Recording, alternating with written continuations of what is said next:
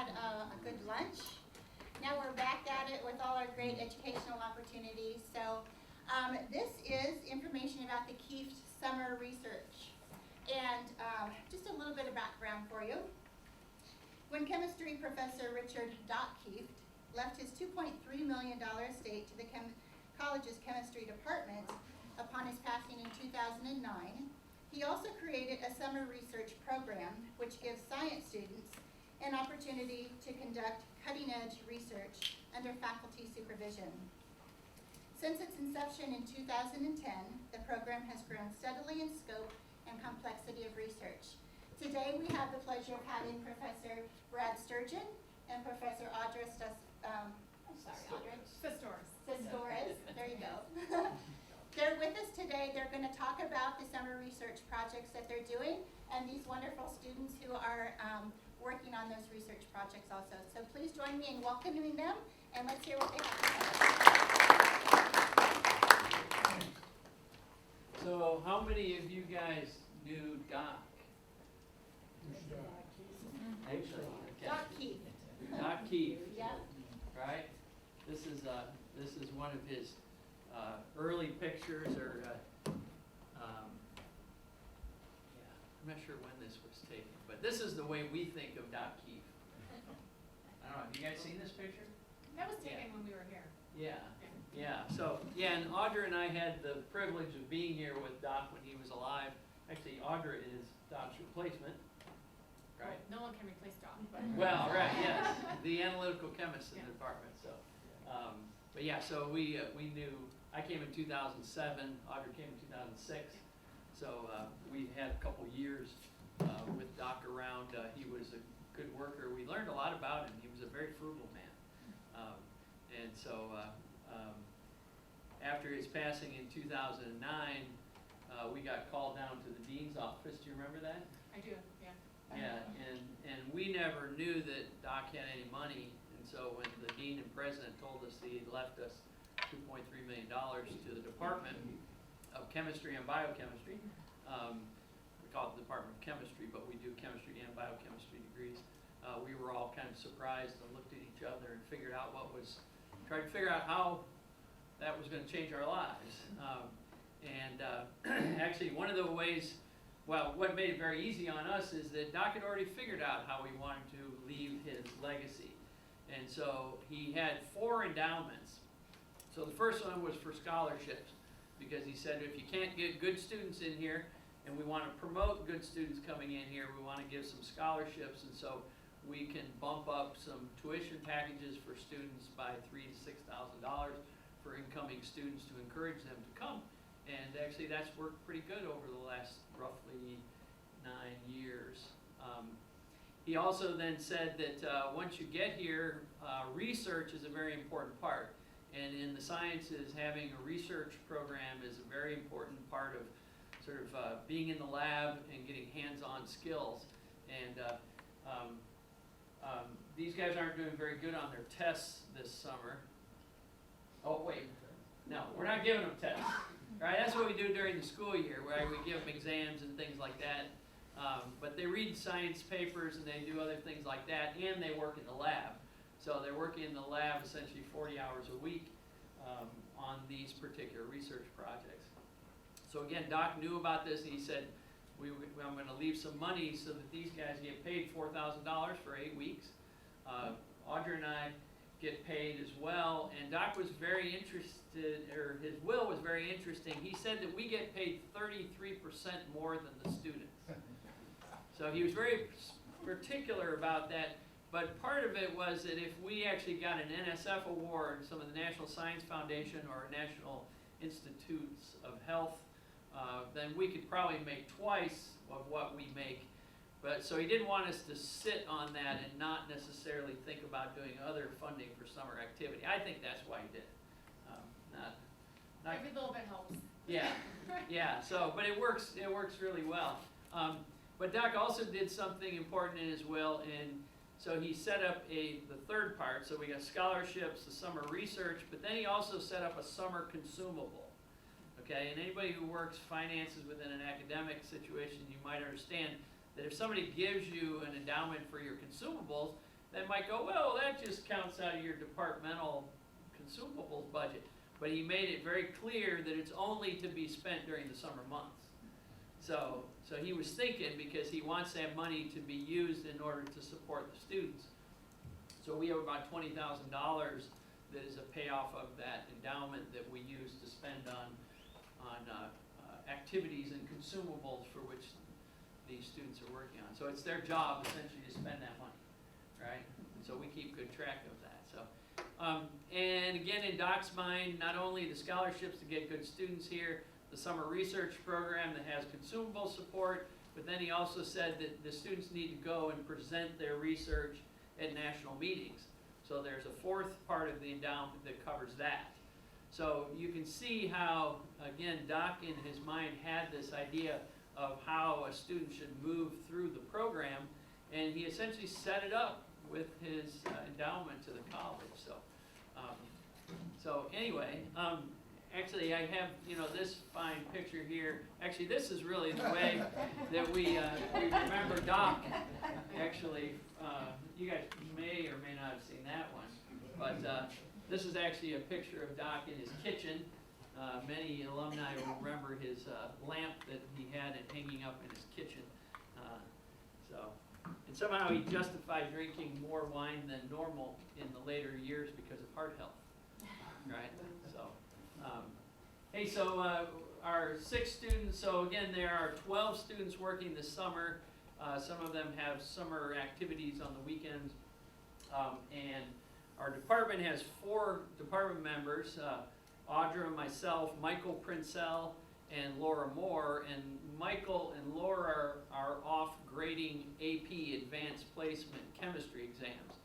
So I get enough grading during the academic year. It's the last place I would want to be, but they really like being part of the Advanced Placement program. These are the exams that the high school students take in order to qualify for college credit.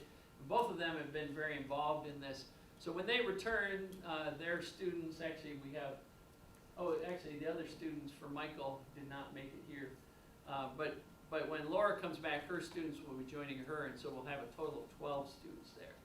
So each one of the groups, the 4 groups, works with a certain group of students. And so, Audra, you want to just tell us some basics about what you do in research, and then your students can give a little rundown? Yeah, so I'll just give you a little information on myself also, in case you're interested. So like Brad said, I arrived in 2006, and I attended a liberal arts college also in Allentown, Pennsylvania, called Muhlenberg College. And I was born in Pennsylvania, and then I earned my PhD from Penn State, working, if anybody's a chemist, working for Nick Winograd, doing imaging, time of flight, mass spectroscopy. And then I did a 2-year postdoc at the University of Pennsylvania in the Institute for Medicine and Engineering. So my background is varied in terms, so I'm an analytical chemist, and analytical chemistry has a couple avenues. So you have sort of the wet chemistry, and then you have the instrumentation. So I'm more of an instrumentalist. And so if we're talking about Doc really liked the wet chem. And I remember that was the course I was afraid to teach. So he was really instrumental in helping me teach that course and in making me really comfortable as a teacher.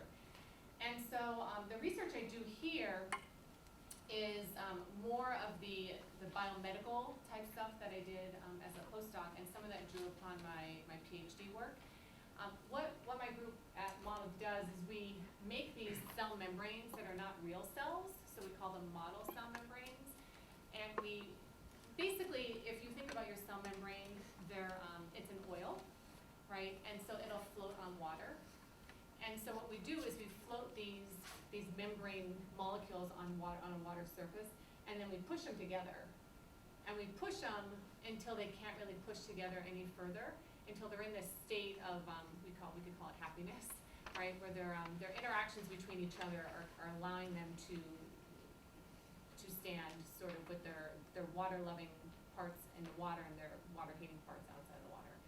And so if you think about these molecules that are standing like this, or maybe they're tilted, and then you add another molecule to it, maybe a drug, how would that drug interact with this membrane, right? So if we think about your body, right, and everybody takes some form of medication, a lot of times that medication has to get through your cell membrane, right, to where it needs to go.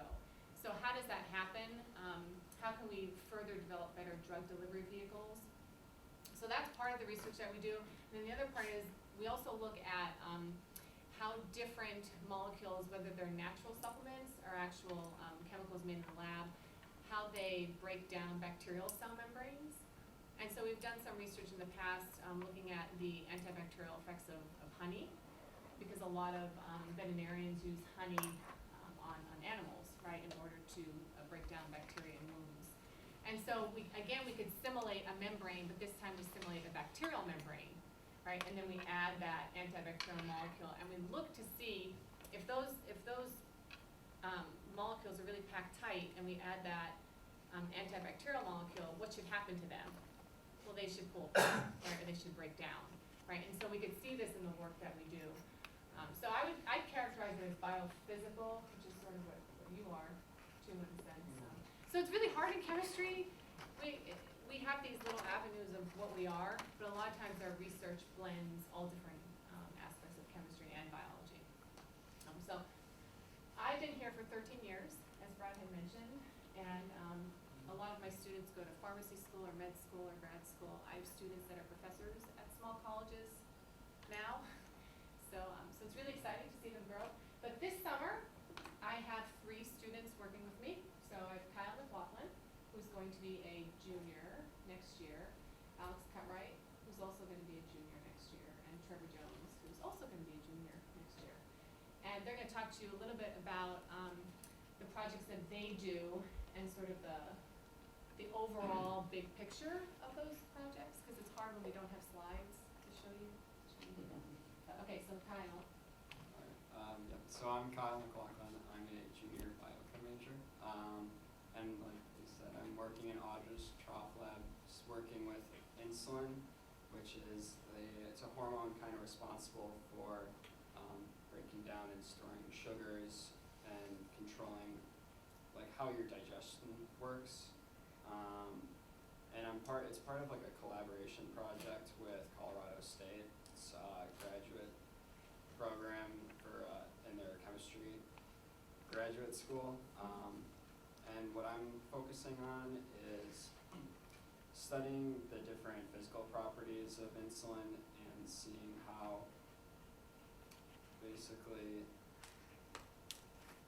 we can change the different conformations it takes, because insulin comes in these 2 forms where there's either 6 of them packed together to form what's a hexamer, or maybe 2 or 1 packed together to form either a monomer or a dimer. And we're really interested in figuring out what causes these different shapes to form, because hexamers, for example, are biologically inactive, which means if someone who is a diabetic were to use a hexameric form of insulin, they would be using what's considered long-lasting insulin, because it takes the human body a very long time to break that insulin down.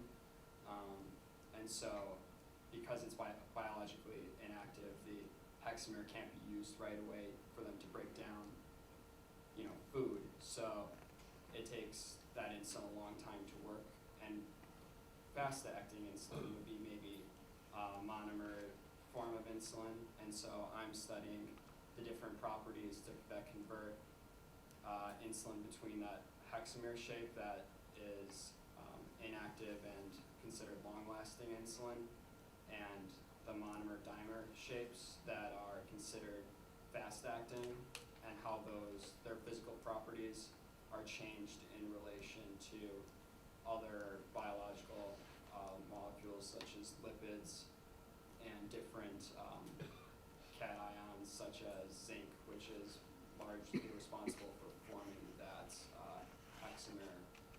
hexameric shape in insulin. And the collaboration with Debbie Kranz, I've collaborated with her for the past, I think, 10 years at Colorado State.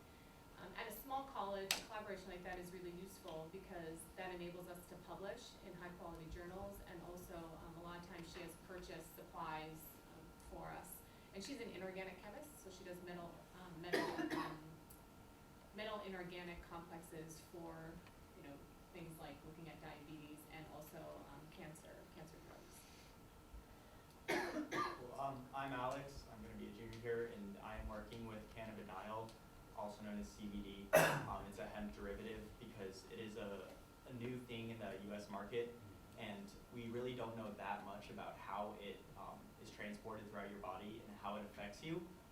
It is known that it can affect and help with a lot of epileptic conditions, so it can help with seizures. And I am using the troughs to look at how it is transported through the blood-brain barrier, which is the main pathway to the brain, to see how we can make it get to your brain more effectively and help people. There's not really much research on it right now, so it's pretty new what we're doing. We're doing a bunch of different concentrations and a lot of different ways that we can look at it to see what CBD can do for people. And just like we could do antibacterial molecules on the surface of our instrument, which is called a Langmuir monolayer trough. They keep saying trough. I didn't tell you about that. We could purchase something called a brain lipid extract, right? And so he could use a brain lipid extract and see how this CBD oil interacts with the lipids in your brain. Okay, Trevor. So I'm Trevor, and right now I'm working with propolis. So it's sold at alternative/holistic medicine stores like health hub, stuff like that, and it's a product of bees. So essentially, in the natural state, bees create it to insulate their hives against like intruders and the weather, and it has some antibacterial properties in it. And right now we are currently trying to isolate those specific like antibacterial molecules, which we're focusing on flavonoids. So flavonoids are kind of they're like large molecules. It's hard to explain it, but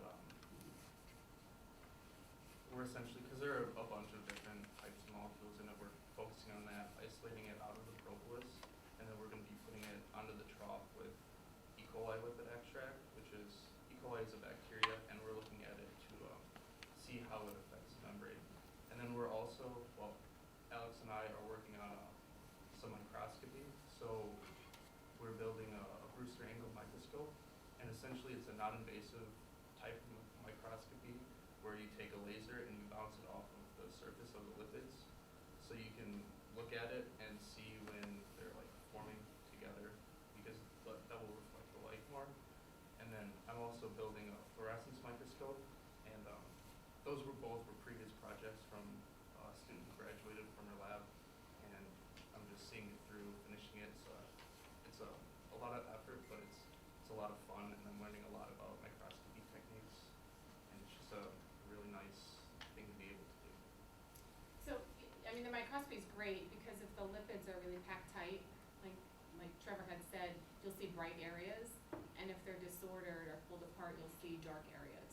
And so we're able to actually visualize how they're interacting on the surface, as opposed to getting a number that tells you the area per molecule that they reside in. And so far, it's been going really well. So I have background in microscopy, and these microscopes cost hundreds of thousands of dollars. And the Brewster angle microscope that we are trying to make better, the resolution that it was getting last semester was on par with some publishable material. So we've been pretty lucky.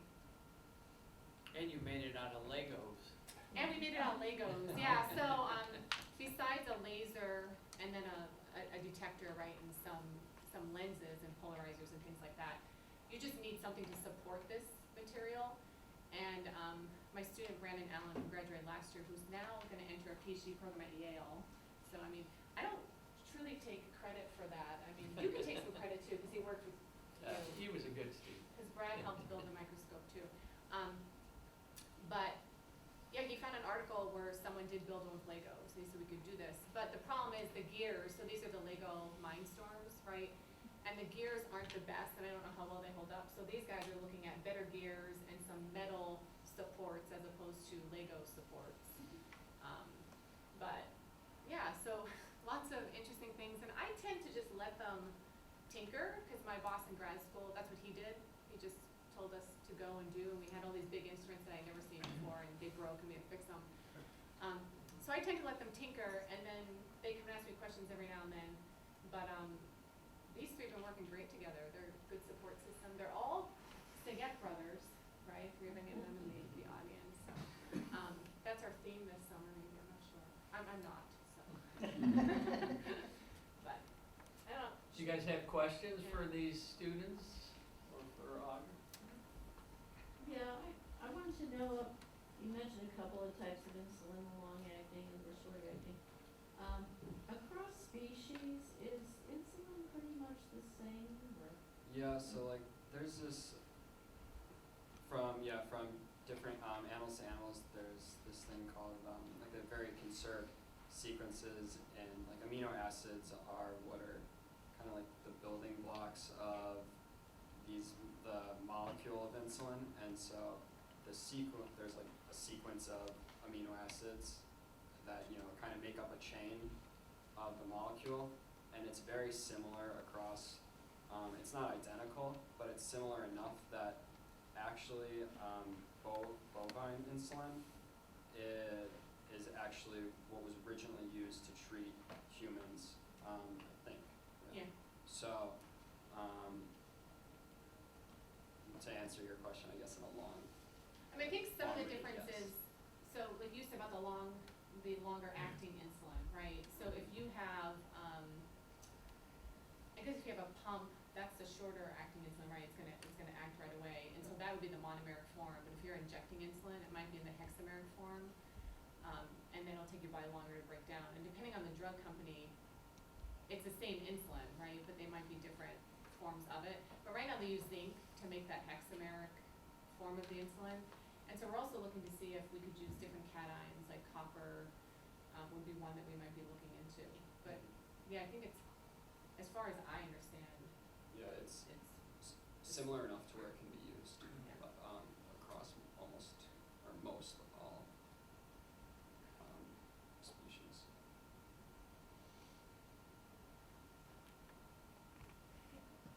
Is it possible to model any of the work that you're doing so that you can kind of maybe predict results, what it might be, and then verify what the model has predicted in actual practice? I think that's one thing that we're working towards in our research. Right now what I'm doing is I'm looking at the interactions with the membrane, the model membrane that we're synthesizing in the lab to see how, what kind of, how it works. Time by time we kind of make a prediction out of that. So maybe later we'll be able to see how different chemicals interact with different lipids, and so we can make predictions and like maybe that. compared to real cell studies. But you could also do computer simulations with these lipid molecules, right? And so that's something that I wondered maybe we could do at some point, but I'm not really good at computer simulation type stuff. I probably have to drag Brad into it. But we could, right? And a lot of times when we say, well, we think this is what's happening between, we think it's 3 lipid molecules and 1 insulin molecule, we make these little cartoons to show you what's actually going on. But we have a really simplified system, right? So we don't have, besides insulin, we don't work with many proteins, right? So we just have the lipids that are in your membrane. And then we make it more and more complicated, right? So maybe we have 1 lipid, then we have 3, then we have 4, and we have these extracts. But it is a simplified system. And then Laura Moore, who's the biochemist, she works with actual cell systems. So sometimes my students will do cell studies with her and compare them to what we're getting with ours.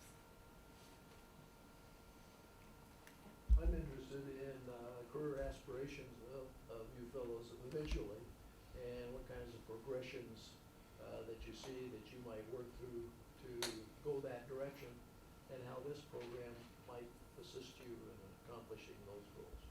So after here, what they want to do? Yeah. Yeah. Okay, so, Trevor wants to work with. So, the end goal for me is graduate school and then be a professor working with fruit flies. So I got into fruit flies, I think, the last summer, and they're actually a really, really good model organism. They've been used for about 100 years now. And I realized that there are a lot of powerful techniques that you can use with it, and a lot of those techniques cost a lot of money. So one of the things that's been helping me right now is, like I said earlier, I'm building a finishing a fluorescence microscope that someone started, and that's helping me learn the microscopy techniques that are needed in the lab with that. And that's how this program is helping me. I also have I had talked to a different professor, and we are doing a Sophia project with, for Sophia, it's Summer Opportunities for Intellectual Advancement, and it's like a 3-4 week program after this in July, where the incoming freshmen will have a chance to try research for like the first time in a college setting. And we are actually doing a fruit fly project in that, at the request of me, of course, and just all the opportunities that you can get here through Kieft and through Sophia. It really is helping me build my resume and helping me build my techniques and my skills that I will need later on in graduate school. So, Have you zeroed in on what grad schools you might approach? I haven't thought that far ahead yet, Okay. but Slacker. I guess so.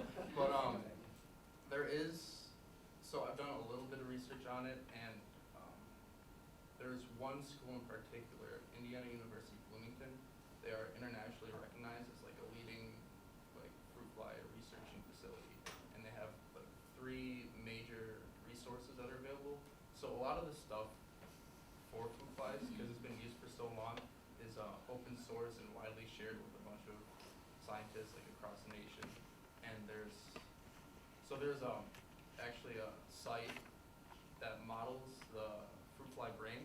Like they've taken dozens of images on it with like electron microscopes, and they've mapped a lot of the brain. So then you can go on that and you can look at the brain, and you can look at like what genotypes, like characteristics are expressed, like exactly where in the brain, or where neurons. So there's the head of the neuron and then the tail, and the tail interacts with other ones. You can see where the head is in relation to the tail, and like how that affects certain I'm activities. gonna stop you and move on to Alice. Just tell us quickly where you wanna go, only because we have to give these wonderful people time to talk. But Trevor is available anytime to talk to you. And I mean, we call it his what? His special Very passion. special passion. His very special passion. But these guys are they're all really smart, yeah. Thank you, Trevor. I want to go after this into pharmaceutical development after I go to grad school and hopefully get a PhD. I've always been interested in drugs because they're all over the world today, and I want to see how they interact with people's brains and how they make their lives better, and hopefully to make people's lives better in synthesizing new drugs and finding new ways to cure diseases and different ailments. Great. I want to become a research physician and study the genetic causes to neurological disorders, because there's a lot of treatments where someone who might have depression, you treat their symptoms rather than their what may be causing why someone has depression. So instead of giving them a medicine to reduce whatever originally causes their dopamine receptors, or I haven't taken the class yet, so I don't understand why it happens, Sure. to be off, we just give them medicine to change their levels of dopamine. So I'm interested in studying kind of like the genetic conditions that cause people to have these neurological disorders. Hey, can I add a little bit to his question? Because actually, so these 3 guys actually represent exactly what Doc wanted, and that, again, remember, they just finished their sophomore year of college. Okay, so they've done a little bit of research, but right now they're getting this experience in the lab. They're starting to formulate these ideas, and we're always impressed that they can verbalize what they're doing. But actually, there's a whole nother group of students who were here last year who are now off to the next stage. And again, when these guys are here as a rising junior, they're gonna come back, they're gonna work with us for research for another year, and then they're gonna apply for off-campus experiences. So, like for instance, Seth, I remember, is one of, Seth worked with me last yeah, night. and he was working on these similar projects, but right now he's at Boston College. You got accepted to like 6 summer research experiences, and it's really difficult to get accepted to one of them. And it's kind of tricky because, not many undergraduates have a whole lot of background, but again, these three guys, and again, these guys too, but you know, since we're talking about them now, right? They're in a place where they have a resume now that they have a summer research program under their belt. And now, I mean, when you ask this and they have these specific questions, when they look for their summer experience next year, they're not gonna be using the Gatling gun approach where apply to every place and I'll go wherever I wanna go. They're actually gonna be looking at individual faculty members and saying, hey, I'd like to come work for you this summer. And again, this starts their thoughts rolling, and you know, whether they end up in that path, I mean, they don't really know what they wanna do. Maybe you do. No, you do, sorry. Yeah, right, but again, they're in that process of developing their thoughts, kicking their ideas out there, saying them in front of a group of people, and they'll go, yeah, that does sound good. Maybe I do wanna do that, right? So, How many other comparable programs are there around? This seems to be, and I have really no background in the area, but it seems to be pretty unique. There's more, I mean, the big universities all have them, right? But smaller colleges, I would say the college that I went to has had a summer research program for many years now. But. and they vary. Varying Sometimes faculty amounts aren't paid. yeah. Sometimes it's smaller groups, but again, we're trying to get a critical mass. Mhm. And again, by having 12 and then 4 faculty and our lab manager, Steve, I mean, we have essentially 17 people working here. And there's actually a physics group that has 3 students. Well, and we were just reviewed by a professor at Albion College in their chemistry department, and he was really impressed by our program. So I do think it's a good thing. And these guys make my job really easy. They're great, yeah, they're really good. Yeah. Other questions for these guys? All right, well, since you gave a nice little synopsis. So I actually went to Illinois State University, and I got my bachelor's degree in chemistry, and then I stayed and got my master's degree because I started doing research kind of early, and I said, this is wonderful stuff, so I stayed for a master's. That's a terminal master's program. It's one of the few graduate programs that is not a PhD program. But I went off to UC Davis, and besides getting a PhD, I met my lovely wife, so, who has a master's in organic chemistry, so we of course talk chemistry all the time. So after finishing PhD at UC Davis, we moved back to Evanston, and I did a postdoc at Northwestern in their chemistry department. And then we went down to University of Chicago Medical Center and spent a year down there. I did not feel comfortable in a medical environment, so after a year and a half, my wife got a wonderful opportunity to move down to North Carolina, and so I probably got one of my best postdoc experiences down there at the National Institute of Environmental Health Sciences, NIEHS. It's one of the NIH institutes, so I am a free radical chemist. So I study free radicals. Free radicals are compounds that are missing or have an extra unpaired electron, and they're generally highly reactive. If you take vitamin C or vitamin E, you're probably doing it to combat some sort of oxidative stress that's happening in your body. So our group does a number of things. We work on chromatography, because when these reactions happen, we have to be able to identify products. We also have an EPR spectrometer, an electron paramagnetic resonance spectrometer, which is like a cousin to MRI, which is really a cousin to NMR, nuclear magnetic resonance. So it's a big 4,000-pound magnet that's 4 doors down.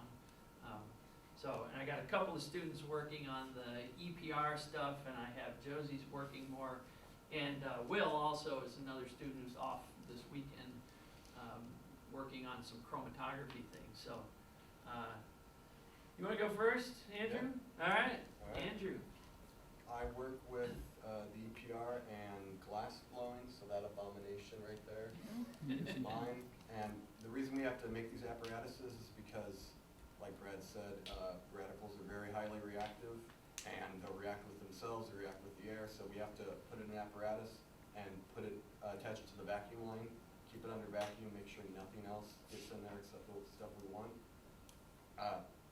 We then, those little thin tubes we put into the EPR machine, and what the EPR does is when we reduce naphthalene in this case is what I work with. Imagine two benzene rings fused together. So we use alkaline metals like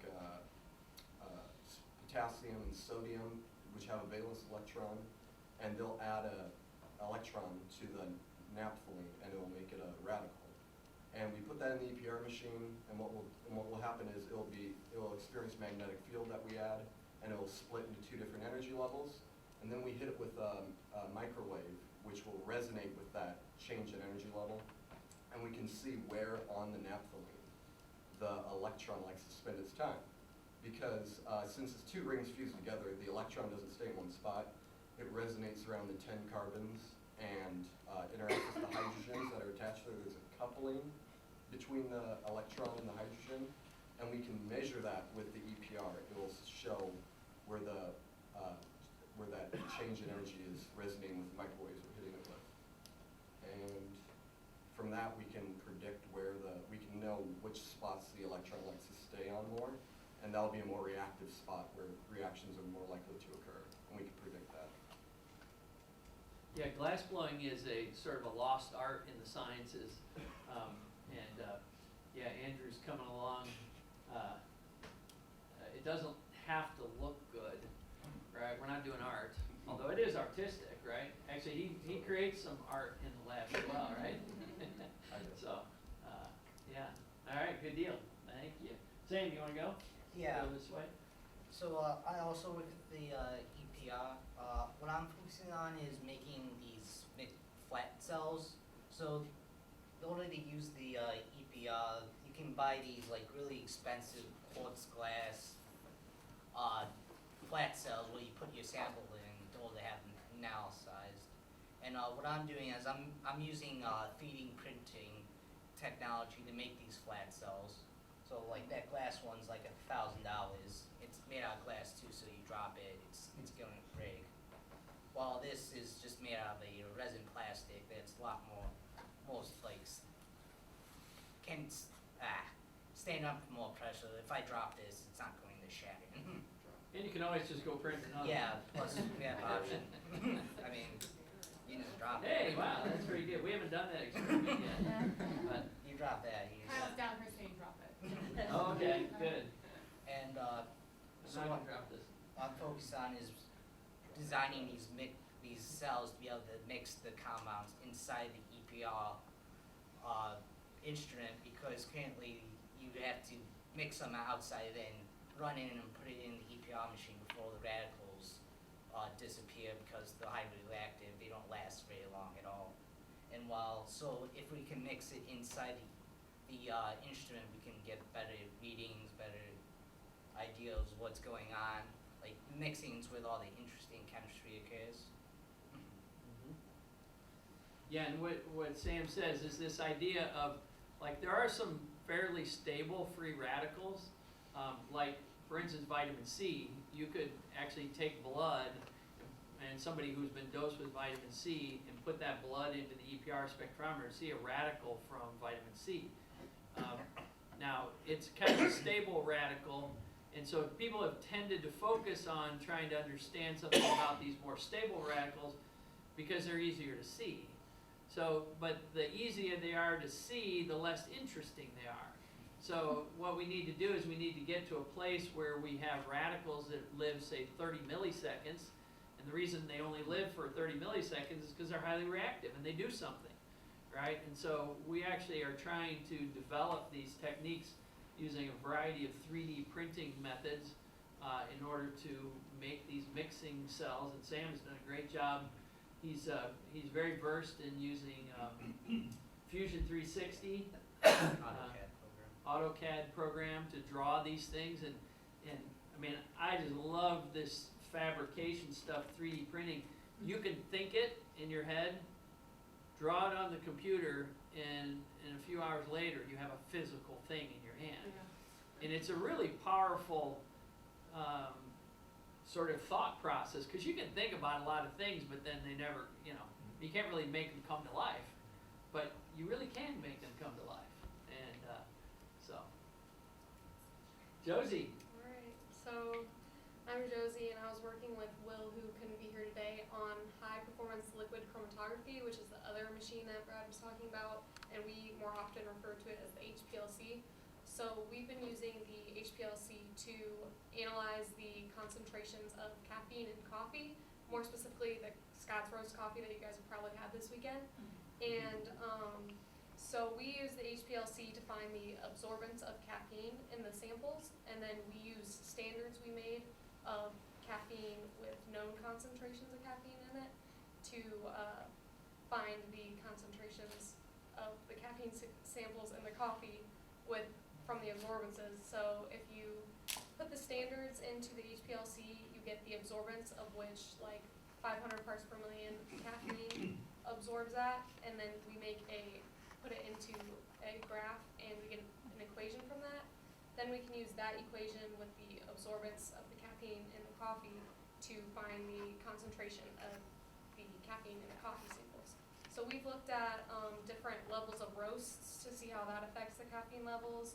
We've looked at, we ran one specific type of coffee through our coffee maker 3 times and tested each sample of that. And actually our coffee maker is not too efficient because the second time you run through the roast, it actually has the most caffeine in it instead of the first time. So we thought that was kind of interesting. And we also looked at decaffeinated coffee to see if there was any still like trace amounts of caffeine, which there is, but it's not enough to for you to feel the effects. So this project's been a really good way to introduce me and Will to the HPLC and data analysis programs like Igor, and we've become pretty proficient with those through this project, so that's helpful for future projects we might want to do, or also to put on a resume for grad school. Like I have experience with the HPLC, I can do some pretty cool things with it. So.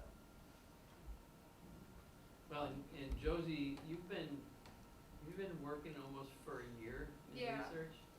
So so tell them about what you did last year with. Then we're gonna get to some of that here later, but. Okay, so for the past year, during the school year, I've been doing research with Brad with ovoperoxidase from sea urchins. So ovoperoxidase is a chemical in the sea urchin eggs that creates this protective envelope around the egg so that only one sperm can get in instead of multiple, because if multiple get in, the egg won't be fertilized. So we've been working with extracting the the eggs and sperm from sea urchins, and I was working with another research student, Laura, who graduated, and she would synthesize the enzyme, and then I used the UV-Vis spectroscopy machine and to analyze the enzyme activity of how the ovoperoxidase reacts. So we're going to do a little bit more of that this summer. Yeah. And that's why we have a saltwater fish tank upstairs, because we have to have animal husbandry, and so we get sea urchins in, and we'll be working on that project a little bit later. So, good job.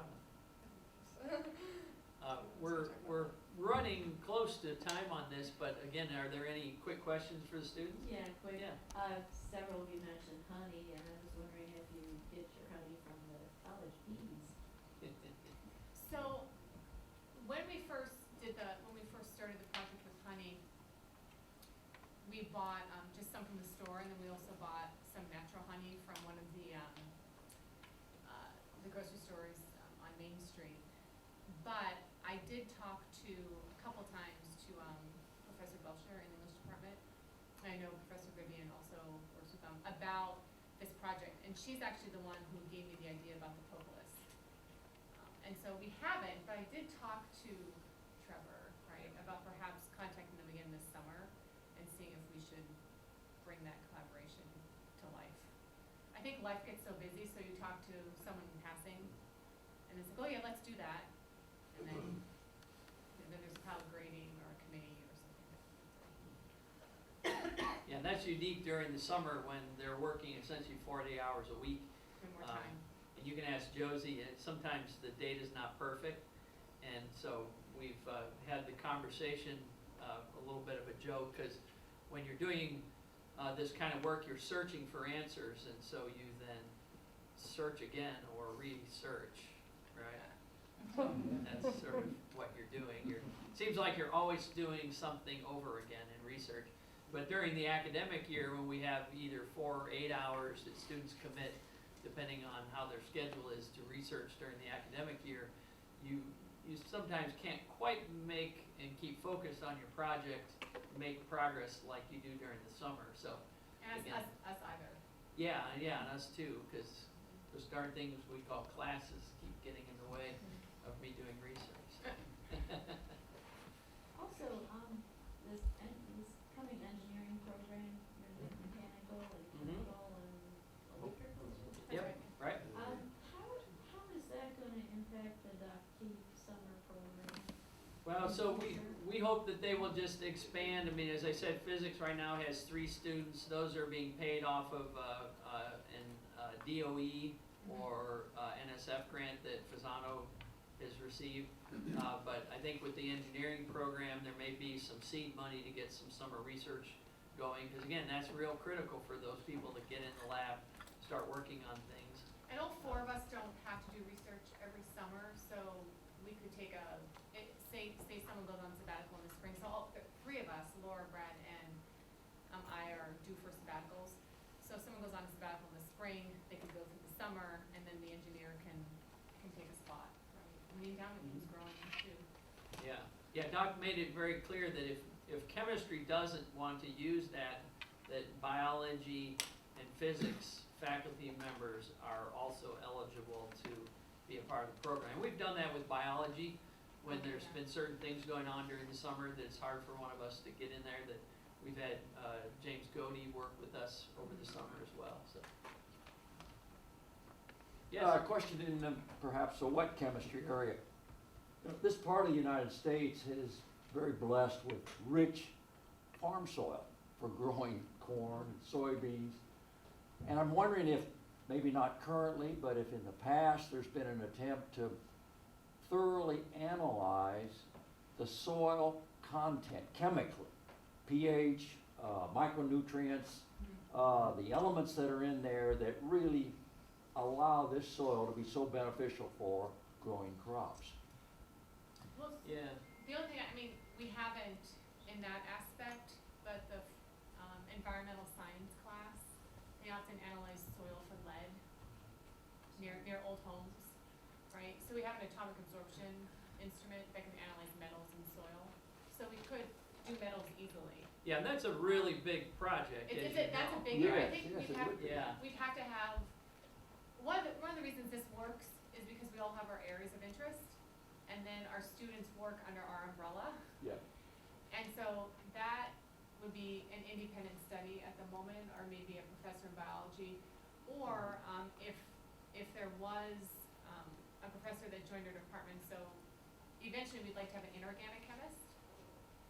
And so if that inorganic chemist, that was his area or her area, right, then that would be a project.